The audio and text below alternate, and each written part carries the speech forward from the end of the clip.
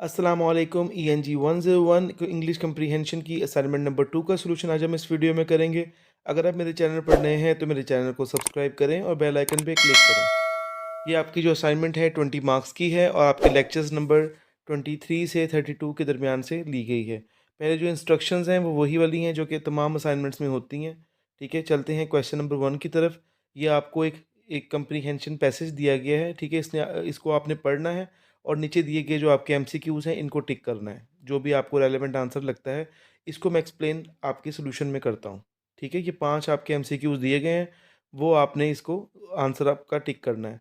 Question number 2 जो आपका है, यहाँ पे भी आपने इसको पैसेज को पढ़ना है और यहाँ पे आपको ट्रांज़िशन वर्ड्स के बारे में बताया गया है कि जो ट्रांज़िशन वर्ड्स होते हैं, वो रीडर को गाइड करते हैं कि जो आपका राइटर है वो क्या लिख रहा है और उसका आइडियाज़ को रिप्रेज़ेंट करने में उसकी हेल्प करते हैं।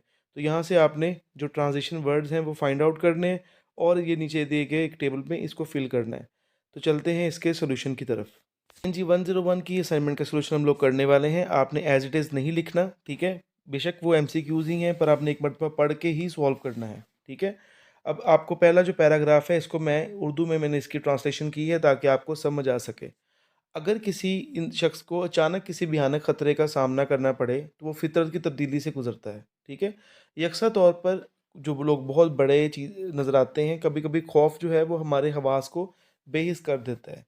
जानवरों की तरह भी इंसान कई मर्तबा बिहेव करता है जो कि खामोश खड़ा हो या वो बेख्तियार खड़ा हो, डरते-डरते वो एक कदम आगे बढ़ाते हैं और अपने जानवरों की दिफा में हाथ उठाते हैं। अगर जानवर भी अपनी उनको किसी चीज़ से खतरा हो तो वो उसमें भी जानवर भी जो है वो अपना हाथ उठाते हैं और सेल्फ डिफेंस करते हैं। और कभी-कभी किसी को पकड़ लिया जाता है, ठीक है? जैसे कि घबराहट में या एक बार फिर अक्ली मखलूक से कमतर जानवरों की तरह काम करते हैं। कुछ लोग ऐसे होते हैं जो कि जिस तरह के जानवर एक इंसान से अक्ली जो है एतबार से कम होते हैं, ठीक है? कुछ लोग जो हैं अक्ल से कमतर होते हैं, वो जानवरों की तरह ही बिहेव करते हैं। दूसरी तरफ एक ऐसी इंतहाई ख़तरनाक ख़तरे की सूरत होती है, जैसा कि आप परवाज़ में जा रहे हैं, ठीक है? जिससे इंसान बच नहीं सकता और जो होना है वो होके रहता है, ठीक है? और फ़ौरी तौर पर उसमें आपको रिएक्शन और एक्शन करना पड़ता है। यहाँ तक कि जो ऐसे कुछ डरपोक लोग होते हैं, ठीक है? उनको फिर भी वो मुज़ाती तौर पर जो है वो उसमें भी अपने ऐसे कोई हीरो वाले काम कर लेते हैं, जिसमें जो एक्सपेक्ट नहीं किया जाता। इस इन सिंपली मैं आपको बताता हूँ यहाँ पे क्या बताया जा रहा है कि 2 सिचुएशंस पी पैदा की जा रही हैं। एक में कि जहाँ पे आप एक जानवर से भी डर जाते हैं, कुछ ऐसे लोग होते हैं जो ज़ाहिरी तौर पे बड़े होशियार नज़र आते हैं कि बड़े हम लोग बहुत होशियार हैं, हम लोग बहुत ही मज़बूत हैं, पर वो जानवर से भी कई मर्तबा डर जाते हैं। जबकि दूसरे तरफ क्या बताया जा रहा है कि कुछ ऐसे डरपोक लोग होते हैं, पर उनको जब एक्चुअल प्रॉब्लम पेश आती है, जब कोई ऐसे बहुत ही खौफनाक तरह का हादसा होता है, तो उसमें वो हीरो का किरदार अदा कर देते हैं। ठीक है? तो यहाँ पे इसकी मैंने एक्सप्लेनेशन क्या लिखी कि ज़रूरी ज़रूरी हिम्मत, तेज़-तेज़ अंदेशा और तेज़ फ़ैसला। ये एक आम मुआवज़ा है। मतलब कि जब एक बंदा किसी ऐसे खतरे में फँस जाए, तो वो फ़ौरी तौर पे एक्शन और रिएक्शन करता है, जो कि एक कॉमन फैक्ट है। कुदरत में इंसान और कमतर जानवर यकसा तौर पर जब तकरीबन यकीनी मौत का सामना करता पड़ता है, जमा हो जाते हैं। जब कोई इंसान मौत के करीब आए तो वो अपनी जान बचाने के लिए जो है वो फुल कोशिश करता है, चाहे वो इंसान हो या जानवर हो। मायूसी से हल, लेकिन वाक़या इस शख्स में इस कदर कमज़ोर करने वाले एहसास का कोई निशान नहीं हो सकता। वही बात है कि जब इंसान अपनी जान बचाने के लिए हो तो वो फुल एफ़र्ट करता है कि मैं अपनी जान बचा लूँ, लाइक वो जानवर भी हो या इंसान भी हो। लड़ना या प्यारी ज़िंदगी के लिए लड़ने के लिए तैयार रहता है वो। इस वक़्त में ज़हन पहले से कहीं ज़्यादा साफ़ होता है। बंदे को पहले ही पता होता है कि अगर कोई ऐसी कंडीशन आएगी तो मैं फ़ौरी तौर पे वो अमल करूँगा। असाब जो है वो हमारे फ़ौलादी होते हैं, एक हैरत अंगेज़ ताकत और हिम्मत के सिवा कुछ महसूस नहीं होता। मौके पे आपने किसी को आपके सामने कोई एक्सीडेंट हो जाए तो आपने फ़ौरी तौर पे उसको बचाना होता है, ठीक है? ये नहीं देखते कि वो फलाँ मेरा दुश्मन है या दोस्त है, व्हाटएवर। पीछे मुड़कर देख रहे होते हैं। मैं अपनी ज़िंदगी के कुछ ऐसे खतरनाक लम्हात, मैं इन्हें एक तरह की खुशी से याद करता हूँ। ऐसा नहीं था कि वहाँ वो मैं था, तब कोई भी खुशी का जोश, लेकिन इसलिए उन्होंने मेरे अफ़क़ को वसा कर दिया। मुझे एक वक़्त के लिए ऊपर उठा दिया, जो कि अब मैं खुद हूँ। ठीक है? ये मैंने आप एज़ इट इज़ ट्रांसलेशन की है, बाकी मैंने आपको कॉन्सेप्ट समझा दिया है।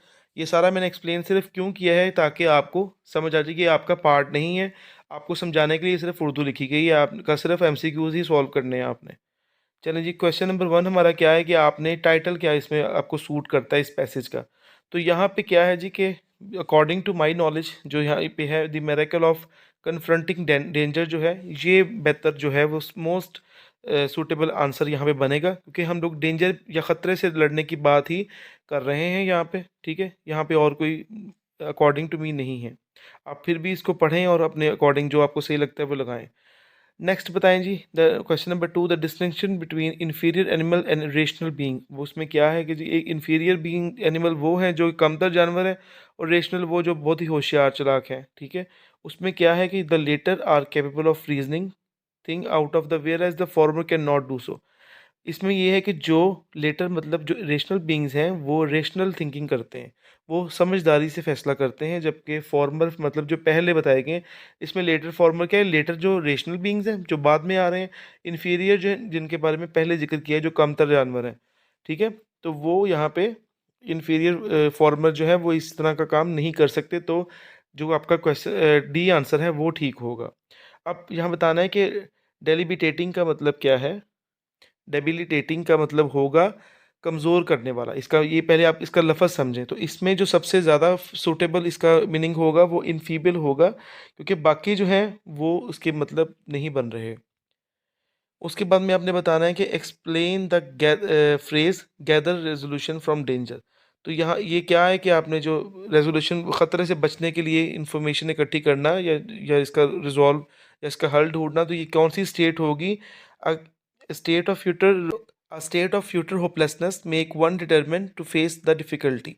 तो ये जो इसका फ्रेज़ का एक्सप्लेनेशन होगी कि ऐसी कंडीशन जो कि आपको अचानक या ज़रूरत पे जो आपकी होपलेसनेस होती है, वो आपको इस चीज़ आपकी डिफ़िकल्ट कंडीशन से जो फेस करने के लिए आपको डिटरमिन कर देती है कि आपने इसको किस तरह से आपने इसका हल निकालना है परेशानी से। ठीक है, उसके बाद में the author feels happy in the recollection of the danger faced and overcome because they added a new prospective and lifted him above himself for the time. ये लास्ट पे जो लिखा गया है वही है, क्योंकि वो क्यों इससे जो राइटर है या ऑथर है वो क्यों खुश है कि जो वो अपने माजी के ख़तरात और पे जब उसने नज़र डालता है और उनको पे अबूर हासिल करने के लिए वो सोचता है, तो उससे क्या वो उसको हासिल हो रहा है कि वो ये कह रहा है कि इन चीज़ों ने इन उसकी जो अब की जो लाइफ है उसको अपग्रेड कर दिया है, उसको मुश्किलात से लड़ने का आदी बना दिया है। ठीक है, तो ये आंसर भी इसका करेक्ट आंसर होगा। क्वेश्चन नंबर 2 हम देखते हैं कि यहाँ पे ट्रांजिशन वर्ड्स हैं। जैसे कि मैंने पहले बताया, ट्रांजिशन वर्ड्स वो वर्ड्स होते हैं जो कि रीडर को अंडरस्टैंड करने में राइटर का कॉन्सेप्ट और आइडिया हेल्प करते हैं। Transition words also give coherence to the paragraph. ये आपको उसके पैराग्राफ को कोहेरेंस देंगे, उसको मीनिंग देंगे। आपने इस पूरे में से पैराग्राफ में से कोई 5 सिग्नल्स को फाइंड आउट करना है और उनको नीचे बॉक्स में लिखना है। तो मैंने इनको जो है वो हाईलाइट कर दिया है, जैसे कि my home town for several among amazing natural features. तो यहाँ पे जैसे कि सेवरल है, ये आपको बता रहा है जो रीडर को कि कुछ सालों या कुछ फीचर्स के साथ। ठीक है, several amazing natural features. Firstly पहले ये चीज़ आएगी, firstly it is noted for the river which is wide and beautiful. On either side the river there are willow trees which have long branches that move gracefully in the wind. In autumn, the leaves of these trees fall and cover the river bank like golden snow. Secondly, तो ये कुछ ऐसे ideas हैं जिसमें वो represent कर रही है। बाकी पूरा पैराग्राफ आपने खुद पढ़ लेना है। ठीक है, मैंने इनको हाईलाइट कर दिया है। अब आपने सिर्फ सिंपली करना है, क्या है, टेबल बनाना है और इसमें जो हाईलाइटेड वर्ड्स हैं उनमें से आपने कोई 5 लिख देने हैं। सेम मत लिखिएगा, एज इट इज़ लिखेंगे तो 0 मार्क्स आएंगे। बहुत ही आसान असाइनमेंट है। तो होपफुली आपको इसकी समझ आई होगी। वीडियो को लाइक कीजिएगा, शेयर कीजिएगा और मेरे चैनल को सब्सक्राइब करें। Thank you. अल्लाह हाफ़िज़।